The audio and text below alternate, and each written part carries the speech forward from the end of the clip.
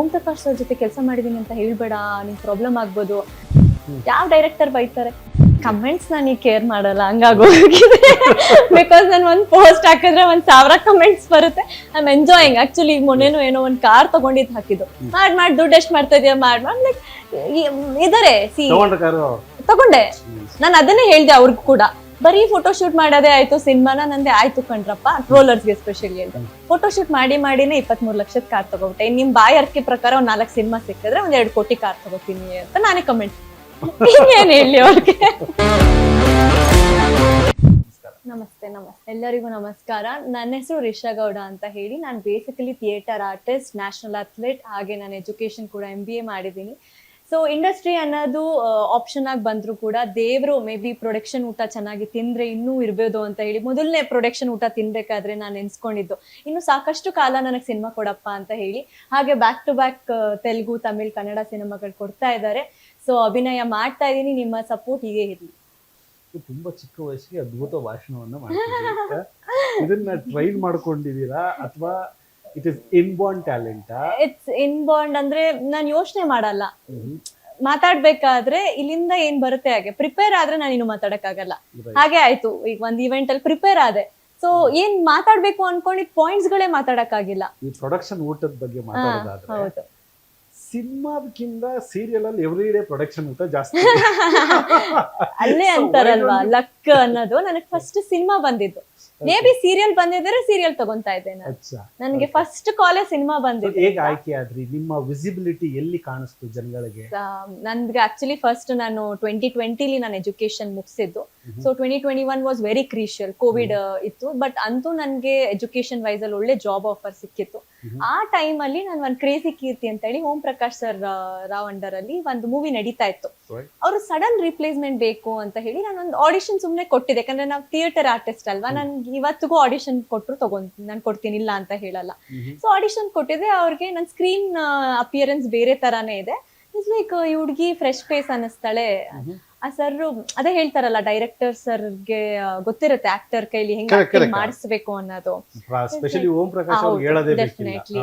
So ಅವ್ರು ನಂಗೆ ತುಂಬಾನೇ ಹೇಳಿದ್ರು ಯಾಕೆ ಮಾಡ್ತಾ ಇದೀಯಾ ಬೇಡ ಅಂತೆಲ್ಲ. ಬಟ್ ಆನೆಸ್ಟ್ಲಿ ಸ್ಪೀಕಿಂಗ್ ಆ ಸರ್ ಬಗ್ಗೆ ಮಾತಾಡ್ಬೇಕು ಅಂತಂದ್ರೆ, ವರ್ಕ್ ಅಂತ ಬಂದಾಗ he is a very gentle person. Morning 9 o'clock ನಿಮ್ಗೆ 6 ಗಂಟೆಗೆ ಶೆಡ್ಯೂಲ್ ಸ್ಟಾರ್ಟ್ ಆದ್ರೆ ನಿಮ್ಗೆ ಮಧ್ಯ ಒಂದ್ ಬ್ರೇಕ್ ಅಥವಾ ಸಂಜೆ 6 ಗಂಟೆ ಪ್ಯಾಕಪ್ ಆದ್ಮೇಲೆ ಎಲ್ಲೂ ಕಾಣಿಸೋದೇ ಇಲ್ಲ ಸರ್. ಅಷ್ಟು ವರ್ಕ್ ಅಂತ ಬಂದ್ರೆ ವರ್ಕ್ ರಿಲೇಟೆಡ್ ಇಸ್ ಲೈಕ್ ಅವ್ರ ಕೈಯಲ್ಲಿ ನಾನು ಫಸ್ಟ್ ಸಿನಿಮಾ ಮಾಡ್ಕೊಂಡಿದ್ದು ನನ್ನ most controversial director. That is what. ಅದಕ್ಕೆ ನಾನು ಹೇಳಿದ್ದು ಕಾಂಟ್ರವರ್ಷಿಯಲ್ ಡೈರೆಕ್ಟರ್ ಆಗಿರ್ಬೋದು, ಬಟ್ ಆದ್ರೆ ವರ್ಕ್ ಅಂತ ಬಂದಾಗ ನಾನು ಅದೇ ಹೇಳ್ತೀನಿ, ನಾನು ಹೆಮ್ಮೆಯಿಂದ ಹೇಳ್ತೀನಿ. ಇಲ್ಲಪ್ಪ ನನ್ಗೆ ಎಷ್ಟೊಂದ್ ಜನ ಹೇಳಿದ್ದಾರೆ ಓಂ ಪ್ರಕಾಶ್ ಅವ್ರ ಜೊತೆ ಕೆಲಸ ಮಾಡಿದೀನಿ ಅಂತ ಹೇಳ್ಬೇಡ, ನಿಂಗೆ ಪ್ರಾಬ್ಲಮ್ ಆಗ್ಬೋದು. ನಾನ್ ಹೇಳ್ತೀನಿ ಹೆಮ್ಮೆಯಿಂದ. ನಾನು ಫಸ್ಟ್ ಸಿನಿಮಾ ಕೊಟ್ಟವ್ರು ಅವರು ಒಳ್ಳೆ ರೀತಿಲಿ ಮಾಡ್ಕೊಂಡ್ ಬಂದಿದ್ದೀನಿ. ಅದನ್ನು ಖುಷಿಯಿಂದ ಹೇಳ್ತೀನಿ. ಕಲ್ತಿದ್ದು ಇದೆ ಅವರಿಂದ ಸೆಟ್ ಅಲ್ಲಿ. ಸೊ ಇಟ್ಸ್ ಲೈಕ್ ನನ್ನ ತಂದೆ ಬರ್ತಾ ಇದ್ರು ಆರಾಮಾಗಿ, ತುಂಬಾ ಚೆನ್ನಾಗಿ ಶೂಟಿಂಗ್ ಮಾಡಿದ್ದು. ನಿಮ್ಗೆ ಯಾಕೆ ಅನ್ಸುತ್ತೆ ಅವ್ರ ಹೆಸರು ಹೇಳಿದ್ರೆ ನಂಗೆ ಅವಕಾಶಗಳು ಕಮ್ಮಿ ಸಿಗುತ್ತೆ? ಇಂಡಸ್ಟ್ರಿ ಮಾಡ್ಬಿಟ್ಟಿದೆ ಹಂಗೆ. ಯಾಕೆ? Why is that? May be ಅವ್ರ ಕಾಂಟ್ರವರ್ಸೀಸೋ ಅಥವಾ ಏನೋ ಅವ್ರದ್ದು ಪಾಪ. ಎಲ್ಲಾರು ಮಾಡ್ತಾರೆ, ಎಲ್ಲಾ ತಪ್ಪುಗಳಾಗತ್ತೆ, ಎಲ್ಲ ಇದೆ. ಸರ್ಬಾಯಿಂದ ಬಂದಿದ್ಯೋ ಇಲ್ವೋ ನನಗೆ ಗೊತ್ತಿಲ್ಲ, ನಾನಿನ್ನು ಚಿಕ್ಕ ಹುಡುಗಿ. ಸೊ ಬಟ್ ಆದರೆ ಅವ್ರ ಕಾಂಟ್ರವರ್ಸಿಗೋಸ್ಕರ ಅವ್ರ ಕೆಲಸ ಕೊಟ್ಟಿದ್ದಾರೆ. ಎಂತೆಂತ ಮೂವಿ ಕೊಟ್ಟಿದ್ದಾರೆ ಅವ್ರು ಹೇಳ್ಬೇಕಂದ್ರೆ. ಸುದೀಪ್ ಸರ್ಗೆ ಹುಚ್ಚ ಅನ್ನೋ ಟೈಟಲ್ ಕೊಟ್ಟಿರೋದೇ ಓಂ ಪ್ರಕಾಶ್ ಸರ್. ಅವು ಸುಂಟರ್ಗಾಳಿ ಎಂತೆಂತ ದೊಡ್ಡ ದೊಡ್ಡ ಸಿನಿಮಾಗಳು ಕೊಟ್ಟಿದ್ದಾರೆ. ಅಂತ ಟ್ಯಾಲೆಂಟೆಡ್ ಪರ್ಸನ್ ಹತ್ರ ಒಂದ್ ಕಡೆ ಹೀರೋಯಿನ್ ಅನ್ನ ಹ್ಯಾಂಡಲ್ ಮಾಡೋ ಶೈಲಿ ತುಂಬಾ ಹಾರ್ಡ್ ಆಗಿರುತ್ತೆ. ಸರ್ದು ಮರ್ಯಾದೆ ಕೊಡೋದಿಲ್ಲ. ಇಲ್ಲ, ಹೆಣ್ಮಕ್ಳು ಮರ್ಯಾದೆ ಕೊಡ್ತಾರೆ, ಬಟ್ ಸೆಟ್ ಅಲ್ಲಿ ಸ್ವಲ್ಪ ರೂಢೆ ಇದ್ದಾರೆ ಸರ್. ಯಾಕಂದ್ರೆ ಟೈಮ್ ಇಂಪಾರ್ಟೆಂಟ್ ಆಗುತ್ತೆ ಅವ್ರಿಗೆ. ಏನಂದ್ರೆ ಒಬ್ರು ಅನ್ನದಾತರು ಪ್ರೊಡ್ಯೂಸರು ನಮ್ಗೆ ಬೆಳಗ್ಗೆಯಿಂದ ಸಂಜೆಗೆ ಶೆಡ್ಯೂಲ್ ಹಾಕಿದಾಗ ಡೈರೆಕ್ಟರ್ ಮೇಲೆ ಪ್ರೆಷರ್ ಇರುತ್ತೆ. ಇಷ್ಟೊಳಗೆ ಇಷ್ಟು ಸೀನ್ ಮುಗಿಸ್ಬೇಕಪ್ಪ. 6 ಗಂಟೆ ಆಗ್ತಿದಂಗೆ ಡಬಲ್ ಕಾಲ್ ಶೀಟ್ ಇವ್ರು ಕೇಳಲ್ವಲ್ಲ. ನಮ್ದು ಸೆಟ್ ಯಾರು ಕೇಳ್ತಾರೆ double call sheet? 1 hour extra ಕೇಳಲ್ಲ, ಕೊಟ್ಬಿಡಿ ಪೇಮೆಂಟ್ ಅಂತ. ಆ ಪ್ರೆಷರ್ ಅವ್ರಿಗೆ ಟೈಮ್ ಹೋಗ್ತಾ ಇರುತ್ತೆ, ಸೀನ್ ಮುಗಿಬೇಕು. ಆ ಟೈಮಲ್ಲಿ ಅಷ್ಟೇ ನಮ್ ಜೊತೆ ಒನ್ ಟೇಕ್ ಅಲ್ಲಿ ಮಾಡಿ ಆರ್ಟಿಸ್ಟ್ಗಳು. ಯಾವ ಡೈರೆಕ್ಟರ್ ಬೈತಾರೆ?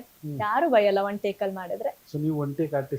ಏನೋ ಓಂ ಸರ್ ಹೇಳಿದಾರೆ ಒನ್ ಟೇಕ್ ಮಾಡ್ತೀಯ ಕಣೋ ನೀನು ಅಂತ ಹೇಳಿ ಮಾಡಿದೀನಿ. ಇಂಟ್ರೆಸ್ಟ್ ಎಲ್ಲಿಂದ ಬಂತು?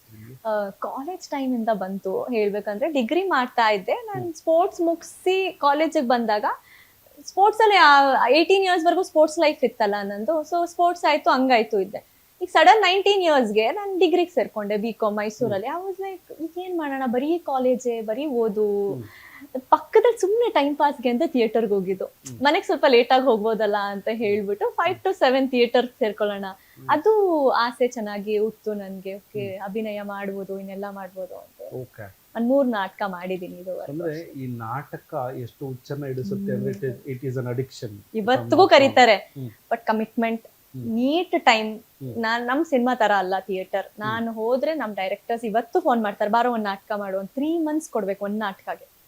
ಒಂದು ನಾಟಕಗೆ 3 ತಿಂಗಳು ಕೊಟ್ರೆ ಮಾತ್ರ ನಾಟಕ ಚೆನ್ನಾಗ್ ಬರೋದು. ಯಾಕಂದ್ರೆ ಅಲ್ಲಿ ಕಟ್ ಇರಲ್ವಲ್ಲ. ನಿಮ್ಮ ಮುಂದೆ ನಾನು ಅಭಿನಯ ಮಾಡ್ತೀನಿ ಅಂದ್ರೆ ಪ್ರಾಕ್ಟೀಸ್, ತರಬೇತಿ ಚೆನ್ನಾಗ್ ಆಗ್ಬೇಕು. ಸೊ ಅದಕ್ಕೋಸ್ಕರ ಅಷ್ಟು ಇವತ್ತು ಯಾರನ್ನ ಹೀರೋ ಹೀರೋಯಿನ್ಸ್ ಅಥವಾ ಯಾರಾದ್ರೂ ಬೆಸ್ಟ್ ಆಕ್ಟರ್ಸ್ ಇದಾರೆ ಅಂದ್ರೆ ಅವ್ರು ರಂಗಮಂದಿರದ ಬ್ಯಾಕ್ ಗ್ರೌಂಡ್ ಇಲ್ಲ ಅಂತ ಅಂದ್ರೆ it is impossible to become actor. ಹೌದು, ಬಟ್ ಈಗ ಪ್ರಾಬ್ಲಮ್ ಏನಾಗೋಗಿದೆ, ಇನ್ಫ್ಲುಯೆನ್ಸರ್ಸ್, ಸೋಷಿಯಲ್ ಮೀಡಿಯಾ ಜಾಸ್ತಿ ಆಗ್ಬಿಟ್ಟು ಕ್ಯಾಮ್ರಾ ಇಟ್ಕೊಂಡಷ್ಟೇ ಆಕ್ಟರ್ಸ್ ಅಂತ ಫೀಲ್ ಮಾಡ್ಕೊಂಡ್ಬಿಡ್ತಾರೆ. ಬಟ್ ಫೋನ್ ಮುಂದೆ ಆಕ್ಟ್ ಮಾಡ್ಬೋದೇನೋ, ಬಟ್ ಒಂದ್ 10-15 ಜನದ ಮುಂದೆ ಆಕ್ಟ್ ಮಾಡೋದು. ಇಮ್ಯಾಜಿನ್ ಮಾಡಿ, ನಾನು ನೆಗೆಟಿವ್ ಟೈಟಲ್ ಕೊಡ್ತೀನಿ ನಾನು. ಏನಂತ ಹರೀಶಾ ಅವ್ರು ಹೇಳಿದ್ರು, ಇನ್ಫ್ಲುಯೆನ್ಸರ್ಸ್ ಅವರೆಲ್ಲ ಆಕ್ಟರ್ಸ್ ಅಂತ ಕನ್ಸಿಡರ್ ಮಾಡ್ಕೊಂತಾರೆ. ಏನ್ ಕಮೆಂಟ್ಸ್ ಬರುತ್ತೆ ಅಂತ ಒಂದು ಎಕ್ಸ್ಪೆಕ್ಟೇಷನ್ ಇದೆ? ಕಮೆಂಟ್ಸ್ ನಾನು ಕೇರ್ ಮಾಡಲ್ಲ, ಹಂಗಾಗೋಗಿದೆ. ಬಿಕಾಸ್ ನಾನು ಒಂದ್ ಪೋಸ್ಟ್ ಹಾಕಿದ್ರೆ 1000 ಕಮೆಂಟ್ಸ್ ಬರುತ್ತೆ. I am enjoying. ಆಕ್ಚುಲಿ ಈಗ ಮೊನ್ನೆನೋ ಏನೋ ಒಂದ್ ಕಾರ್ ತಗೊಂಡಿದ್ ಹಾಕಿದ್ದು, ಮಾಡ್ ದುಡ್ಡು ಎಷ್ಟ್ ಮಾಡ್ತಾ ಇದೀಯ, ಮಾಡ್ ಲೈಕ್ ಇದಾರೆ. ತಗೊಂಡೆ, ನಾನು ಅದನ್ನೇ ಹೇಳ್ದೆ ಅವ್ರಿಗೂ ಕೂಡ. ಬರೀ ಫೋಟೋ ಶೂಟ್ ಮಾಡೋದೇ ಆಯ್ತು, ಸಿನಿಮಾನ ನಂದೇ ಆಯ್ತು ಕಣ್ರಪ್ಪ. ಟ್ರೋಲರ್ಸ್ಗೆ ಸ್ಪೆಷಲಿ ಹೇಳ್ದೆ, ಫೋಟೋ ಶೂಟ್ ಮಾಡಿನೇ 23 ಲಕ್ಷದ ಕಾರ್ ತಗೋಬಿಟ್ಟೆ. ನಿಮ್ ಬಾಯಿ ಅರ್ಕೆ ಪ್ರಕಾರ ಒಂದ್ 4 ಸಿನಿಮಾ ಸಿಕ್ಕಿದ್ರೆ 1 2 ಕೋಟಿ ಕಾರ್ ತಗೋತೀನಿ ಅಂತ ನಾನೇ ಕಮೆಂಟ್. ಇನ್ನೇನ್ ಹೇಳಿ ಅವ್ರಿಗೆ.